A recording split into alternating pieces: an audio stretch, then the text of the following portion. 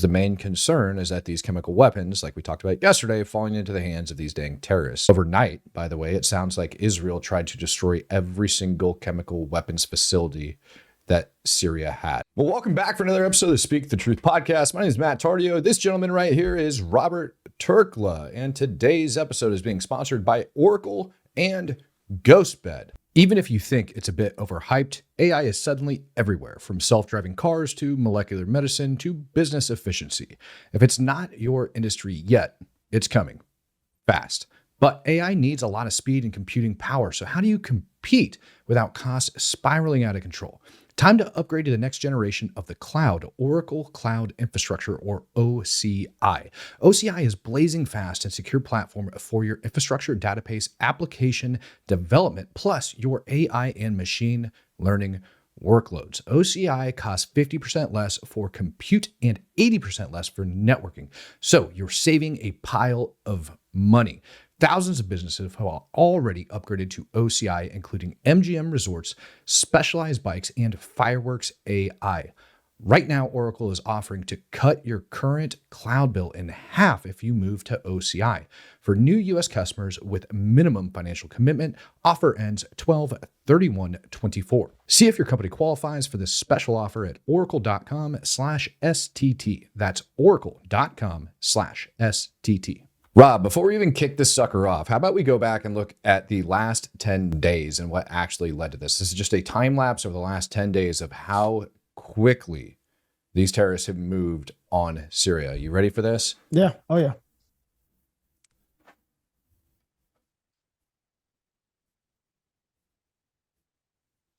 It's without any help, of course, right? Yeah, no help whatsoever. No help. Yeah, Wow. couldn't have possibly been, any type of coup or government intervention by the United States. I highly doubt it. Even if, I don't know, man, maybe over inside of Russia today at the Syrian embassy, they're already raising the new flag. Do you think maybe that would?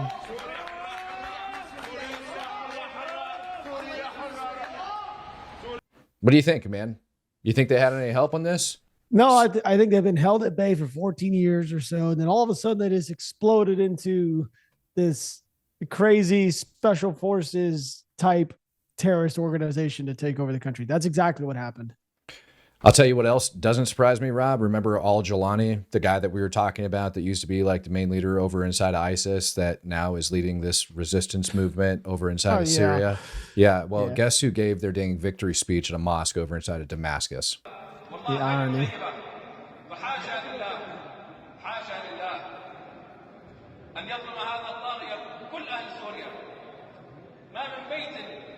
I don't think we need to listen to his rhetoric, but I think the people at home get the point when I said yesterday when we did this live session, what I called him like white labeled, rebranded ISIS being sold to you as freedom fighters.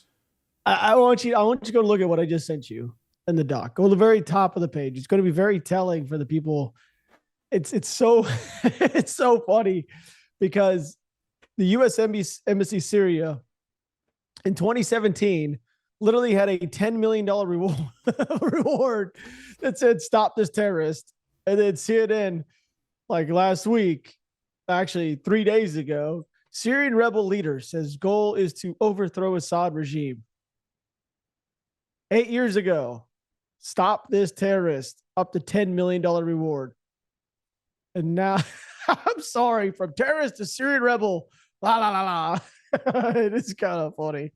People don't believe me when I say he's ISIS and like that whole dang movement is nothing but a bunch of terrorists. It's so ridiculous, man.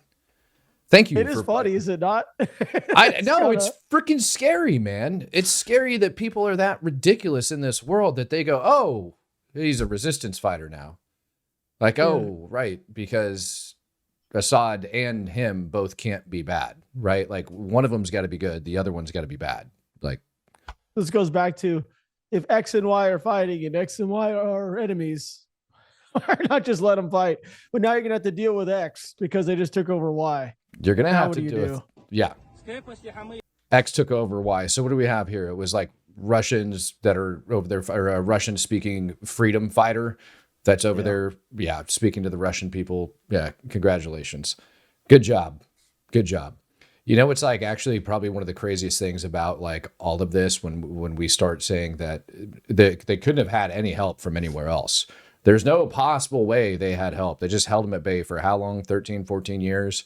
And now Yeah. magically in 10 days, they overtake the entire country. Assad flies out and everything else. So Putin's not even taking a meeting from what I could find. That's what I'm reading, at least with Assad right now. So if he wasn't inside of Russia, took that flight with his family, he probably wouldn't be alive right now. Honestly, we probably would have seen some stuff we saw back in 2012, I think 2011, maybe 2013. I think it was 2013, actually, excuse me, when the ISIS fighters came into Syria and they're actually beheading people on camera. Remember that? I think it was 2013. Yeah, but I don't know how you can forget, because not only were they beheading people on camera, they were also putting people in cages, lighting them on fire, putting people in cages, drowning them after lighting them on fire, and all sorts of ridiculous stuff. Absolute insanity. And these are the people now that are running the country. But you know how Putin's not taking a meeting with Assad?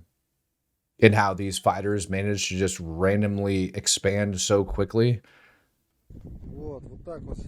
Here's a video of all of the Assad forces, uniforms, weapons, and stuff that were just discarded, laid down, and the people ran away. How creepy is that? So they fought against these terrorists for years. And again, Assad and his guys are no better. But they fought against them for years. And now they just abandoned everything. What does that remind you of? Well, it reminds me of pretty much the entire Middle East for the last 20 years. Right. We just keep seeing the same thing over and over and over again. We come in, we topple a government, we try to put somebody else in, it doesn't work. Yeah. That to me seems to be what's going on here. And unfortunately, I don't know why you would do this right now. Oh, good. They rigged it with a grenade. I don't know why you would do this right now. Like, that's super random. You saw that, didn't you? No, yeah, everybody, hey, guys, don't open this door. There's a grenade on the door. Like, what's in there? Man. No, I think what that is the backside of a door. And so they're inside of this area. That's the backside of a door. So if they would have forced it open, then the grenade would have popped when they went in the room. I mean, but it is kind of weird. Once again, we're kind of funding both sides. I know we haven't talked about it yet, but on the northern side of the country, Turkey has came in to Syria. I can't remember off the top of my head which town or city they took. It was north of Aleppo. They came in like north of Aleppo, started going a little to the east. Yeah. But they were starting to actually get in clashes and fighting with U.S. backed Kurdish forces, which is it's the weirdest thing ever. We're back to that same scenario where it's that meme of the Spider-Man pointing at each other right now. That's what Syria is currently. It's not really the weirdest thing ever, though, when you kind of understand that the Kurdish forces are all labeled as terrorists by Turkey. And there's like, I think to me, what the most troubling part about it is like, yeah, sure, we're working with them over inside Syria, but we also discarded them in Iraq. And they were the main ones that were getting like the crap kicked out of them by Saddam Hussein. They were the ones that got gas. They're just this disenfranchised group up there. And what is it? They're like mostly Christian, right? It's not that they don't have any Muslims like amongst them, but mostly they're Christian. And remember yesterday too, we had talked and I had said, Israel needs to worry because the next spot they're coming to is Judea and Samaria. I'm pretty sure I said that verbatim. That is going to be their next stop, right? Like, this is not good. And here we have a nice little translated version of that.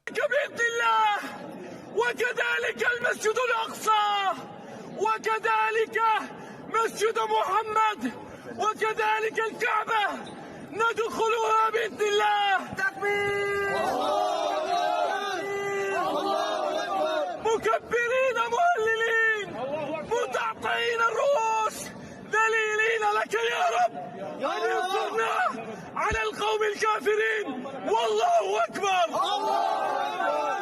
لبيك لبيك يا الله. I see a lot of overcompensating in that video, in my opinion, number one. Number two, there is a much longer version of that video in which they specifically, like, they are like our next target, Judea and Samaria. Like, they are going for the Golan Heights and they're going for the West Bank, which is why Israel has moved to make some of the protective measures in which it has. So this up on the screen, these yellow lines, remember when we were talking about Netanyahu yesterday and he was like, yeah, there's a buffer zone in the agreement and stuff like that. And Syria's supposed to, that's what these yellow lines represent on here. So on red, you've got excuse me, on right over here, you've got like the terror occupied areas of Syria. Then you can see the dotted line, which would be the Golan Heights, which kind of runs down this area right here. And then this is the buffer space. So what the blue represents all of the areas that Israel has currently moved into and what they're doing. And so we have some construction videos. We have some other like on the ground footage of Israeli troops that are moving in there. I didn't really see a lot of armor. All I ended up seeing was like a couple other things, but like now Israeli forces are basically flooding in there. Also overnight, by the way, it sounds like Israel tried to destroy every single chemical weapons facility that Syria had. We've got videos of some of these airstrikes and stuff here in just a little bit, but every single chemical weapons facility, because the main concern is that these chemical weapons, like we talked about yesterday, falling into the hands of these dang terrorists. Do you find yourself staying up late thinking about all of the powerful stories from Speak the Truth? If restless nights are your norm, it might be time to stop blaming the podcast and start looking at your mattress.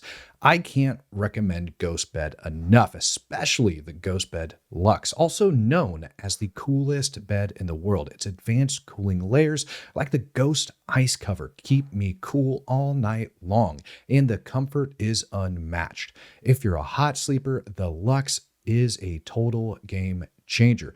GhostBed has been perfecting sleep for over 20 years with mattresses designed to help you fall asleep faster, stay asleep longer, and wake up refreshed. Whether you're a side sleeper, back sleeper, or somewhere in between, GhostBed has a mattress for you. With their 101 night sleep trial, you can try it completely risk-free. With fast, free shipping, your new mattress could be at your door in just 2 to 5 days. Right now, GhostBed is offering Speak the Truth listeners 50% off site-wide. Just visit ghostbed.com/Rob and use code ROB at checkout. Don't wait. Upgrade your sleep and wake up ready to tackle the truth. That is ghostbed.com/Rob with code ROB for 50% off. Sweet dreams. Now, I don't want to say it's surprising to me that that's what they have to be concerned about is these terrorists getting a hold of chemical weapons and coming after them. But what's surprising to me is that that was not even referenced in Joe Biden's speech yesterday when he was talking about it being a great day for the Syrian people and all sorts of crap. What you've got up on your screen over here is actual videos of the Israeli Defense Force moving in and securing that buffer zone on the other side of the Golan Heights up over inside Syria. So they're establishing their new front line. They actually started digging in. I've seen backhoes and all sorts of crap up there, like digging out actual trenches to prevent vehicles and stuff just in case they have that massive flood, which is perfect. Great idea. That will actually slow down. Yeah, like, do you know about tank traps, Rob? Tank tracks? Tank traps. TRAPS. You're talking about just the holes they dig or dig trenches they dig? Yeah, it's basically just you basically make like a 90-degree cut in the earth of where it comes out so the tank can't get over it. And it's a giant tank trap. I mean, it's pretty simple, pretty rudimentary, but they do work. So it looks like Israel is essentially what you would call in like military terms over there, digging out like tank traps and stuff. In addition to all of that, Israel's also secured Mount Hermon, which looks absolutely freezing cold. And I'm really glad I'm not up there, to be perfectly honest with you. That looks miserable. And dude, could you imagine being on that? It's just the wind that is good. You can see the freaking snow blowing across the top. Like, screw that. That is not where I want to be in life. I'm out on that thing. It's actually 9,232 feet above sea level. Woo! And this is the highest peak in the buffer zone that's been controlled and guarded by UN soldiers since 1974. Controlled by UN soldiers. Are these the same ones that were controlling the area so over inside of Lebanon? Just throwing that one out there. Oh, my goodness. Yeah, so just so everybody's aware, there is like all the way down at the bottom. This is what I'm talking about with them digging out the tank traps, everything like that, being prepared for it. It's just a little bit of B-roll. There's no need for you guys to get too drawn into it, but Israel's over there doing good things, trying to take care of it. Now, as Israel is doing all of that, attempting to take care of themselves, guess who's really pissed off? Egypt. Oh, shocking. Why would Egypt not be? Because now they're occupying Syria. Now Israel's occupying Syria. And if nobody can understand the ridiculousness of like the Israeli-Palestinian conflict and everybody saying they're occupying at this point, like, let this be a lesson to you. You have like literally tens of thousands of jihadists that are pouring through Damascus, getting literal weapons of mass destruction and riding on Israel, shouting that they're going to do it. Israel goes and secures a buffer zone because the Syrian government collapsed. And Egypt now says that they are occupying Syria. The next video that I'm about to throw up there, dude, is the only one that I could find of what is being claimed to be Israel going after the chemical weapons facilities over inside of Syria. Last night, in a series of airstrikes, it said that Israel took out all of their chemical weapons facilities, allegedly. This is the only video that I could find that allegedly shows a strike on one of those chemical weapon sites. There is lots of different airstrike videos and stuff that are out there, but this is the one that's alleging that this was a chemical weapons site that ended up getting hit. I've got no way of confirming that right now. It's just open source information, throwing it out there for the guys and gals. But it does go in line with what I would be expecting and what I talked about yesterday for Israel to be doing. So, Rob, you remember the prisons I put up on the screen yesterday and how they were going through? Yeah. You remember all that? No, yeah, I've seen a few videos of them breaking out of these prisons lately. Yeah, have you seen how confused they are inside of the prison system though? No, I've not seen that. So they are like literally had to pull up the blueprints. So what they ended up finding, and I think I've got a video of it coming up here after this one, is just a bunch of CCTV cameras that show all of these different cells with a bunch of like jihadists that are like captured in them. And they're trying to figure out how to get to the cells, but they don't know where they're located inside of the prison. And so they're like poring over blueprints. They're like just running around these things left and right, trying to figure out how to get these jihadists out. Now, when you look at what's actually taking place here, right, like on the screen and the videos that we showed yesterday, that's nothing but a bunch of freaking men shouting Allah Akbar, right? When we show those videos, it's pretty clear on who the people are that are being held in those prisons. When you talk to people on the pro-freedom fighter side, they will tell you that it's nothing but a bunch of women and children and family members that are being held in there, and that everybody just wants to get their family members back. Yeah, I don't know about that. I did see it's funny you actually bring this up. I saw a video this morning of a guy who apparently was released from prison from being there for 35 years or 30 years, whatever it said. And he got to finally see his kids, but they were now at the grave. It was like a big thing. I don't know. Like he was over there hugging their grave side or their tomb. Mm-hmm. Their what's that thing called? Their headstone. Yep. And the first thing that came to my mind was, what did you have to do to be put in prison for the last 35 years or 30 years, whatever it was? Well, you never know over there, to be perfectly honest. Yeah. Like, let's be fair, in the Middle East, people get thrown into prison for some wild stuff. Like over inside of Iran, for example, if you convert from Islam to Christianity, you might get thrown in an underground prison system where you get raped and tortured until you decide to convert back to Islam. That's a thing. So... Yep. I guess you never know what they go in there for, but let's be honest. If he was in there, he probably did some horrible stuff against like Assad. Now, Assad's not a good dude. He could have eased look, there's a million different things, but the fact that these are these fighters are zeroed in on this prison, because there's prisons all over Syria, right? But this prison system within itself, and I want you to take a look at these CCTV cameras and like what they're looking at over in there. Like these are their little hardcore jihadist cells that they're after. Right? Like the level of security that's on this versus what you would think of a typical prison over in Syria is completely and totally different. So this is what I would picture, what I'm viewing as kind of like, what the hell do we call it? Our Gitmo? Dude, it reminds me of some Saw movie, to be honest with you. Yeah. What it kind of looks like to me. Yeah. But the good news is that up on the rooftop, people are still walking around and enjoying their time on the rooftop of the prison. As they're attempting to figure out how the hell to get in there. So this is a view from the rooftop of that very same prison. It doesn't really look like much from the outside. I was kind of shocked to see that level of stuff that's in there, but it's got some pretty dang thick walls. It looks, I mean, dude, it's a prison. That is a no BS prison that they're inside. Then you look at like where it's scattered, where it's at, terrain around it, everything else. Like that's a prison, bro. So up in the northern portion of Syria, believe it or not, all of the people that have been fleeing across the border. And do you remember the videos from years ago of people that were pouring across the Syrian border when ISIS first started kicking off? And it was like babies and kids that were going by themselves. And it was a huge problem. It was a big, big problem. But now that these people have taken over and Assad's out of power, all of these people are now comfortable going back in there. And it's just let me turn that down. It's just a big line at the freaking border going from like Turkey back down into Syria. It's everybody is just like, oh, cool. Assad's gone. We're back in. And they're pouring back down and going in there. But earlier, in the way it was described to me by like a couple of the guys that like would process these things up over on the front line, right? So like the U.S. forces that were up along the border and stuff, you would end up having a bunch of just individuals basically that were like walking in these giant trains to go get the hell out and try to go get asylum when all this stuff started kicking off.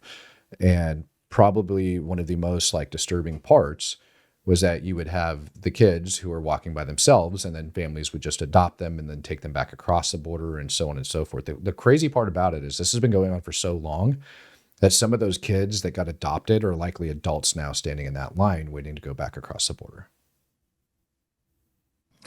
It is kind of crazy, actually. Now, remember how I told you they're going to be coming after the Christians and the Kurds.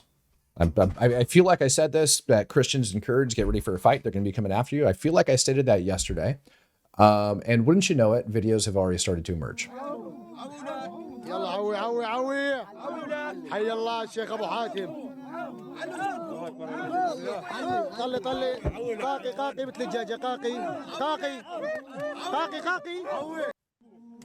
And I don't know if you guys heard what he was saying. What he means by that, and I'm pretty sure what I heard him say was kafir or kafir.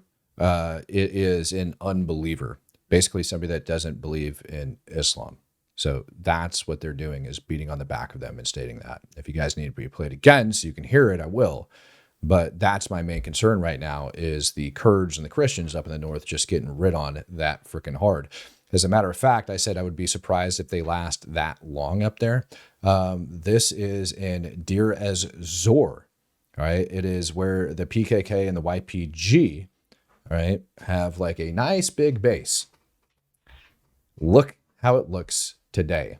This is them up here. This is their like consulate, if you will.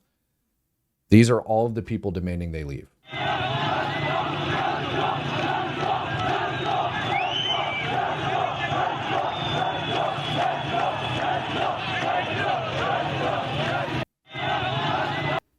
Here's what I would suggest. If you're in the north of that country, you got about 30 days. I really suggest you guys can hold out that long. If not, I would go into any of those banks that are now being raided, and I would get as much gold and silver as possible, because they're about to establish a brand new Islamic caliphate, and your butt is about to pay a jizya. So also the Syrian Democratic Forces, i.e. the Kurds, and the Free Syrian Army, i.e. the rebranded white-labeled ISIS fighters, are now clashing up in the north. And I mean, they are clashing hard.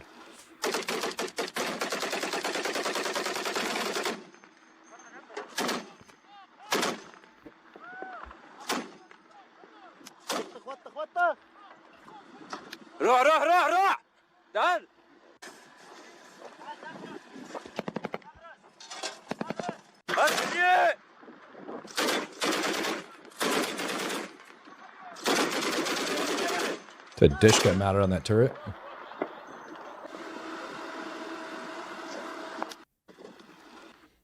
So yeah, I think it was 2 days ago we talked about like the Kurds that were getting pushed out, and we showed the video of it, or maybe that was on Friday, the video of the Kurds being blasted out to go out there and do that. But yeah, I mean, they're in heavy, deep clashes over there right now. So we'll see how it turns out for them. Hopefully the United States government pulls their head out of their butt, starts conducting airstrikes on their behalf, and we still have operators on the ground. They're going to help to direct those airstrikes to get these bastards pushed back. Now, as the Kurds are advancing across the country, this is exactly how they're being treated.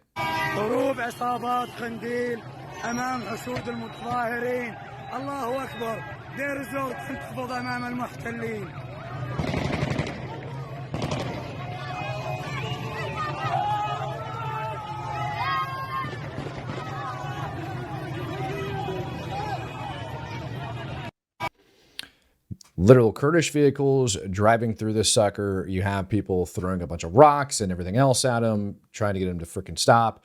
Obviously, they're not going to slow down. Otherwise, they're going to die.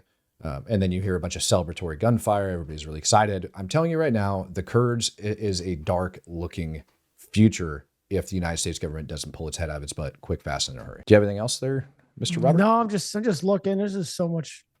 Yeah.